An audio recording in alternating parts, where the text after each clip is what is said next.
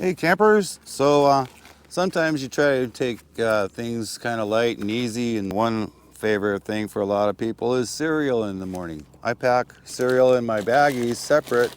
Along those lines, milk is kind of a problem. If you don't have much cooling space, there's always these little shelf-stable individual cartons of milk.